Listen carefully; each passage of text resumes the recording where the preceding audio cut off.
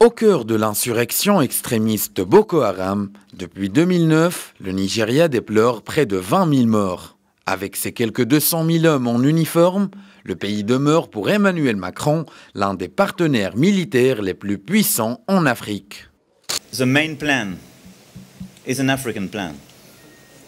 And France is not the one to solve. Le plan principal est africain. Nous intervenons et nous sommes toujours présents en Afrique et au Sahel pour lutter contre le terrorisme, notamment au Mali.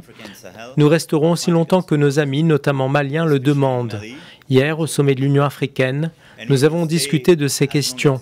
Ce qui demeure important pour moi, c'est comment les gouvernements et les différents pays africains s'organisent pour lutter contre le terrorisme.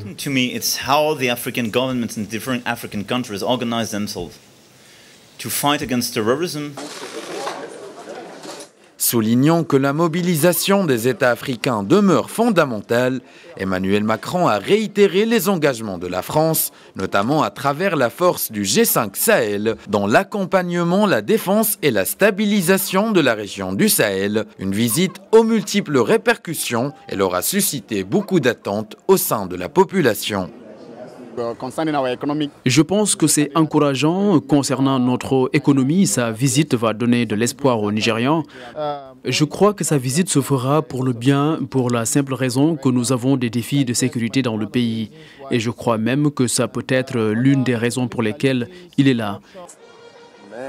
Sur le volet de la coopération économique, l'Agence française de développement va engager quelques 75 millions d'euros pour l'adduction d'eau à Kano, grande ville du nord du pays. Par ailleurs, quelques 170 millions d'euros serviront à améliorer les transports urbains à Lagos. Pour l'heure, avec un marché incontournable de 180 millions de personnes, le Nigeria demeure un partenaire indispensable pour la France. Quotidiennement, le pays produit près de 2 millions de barils par jour, soit plus de 10% de la production du groupe français Total. Pour la dernière étape de sa tournée, Emmanuel Macron s'est envolé hier soir pour Lagos, capitale économique et culturelle d'Afrique de l'Ouest. Lors de cette visite, le chef d'État a décidé de s'affranchir des carcans diplomatiques traditionnels. Il est en effet le premier président français à visiter cette mégalopole de 20 millions d'habitants.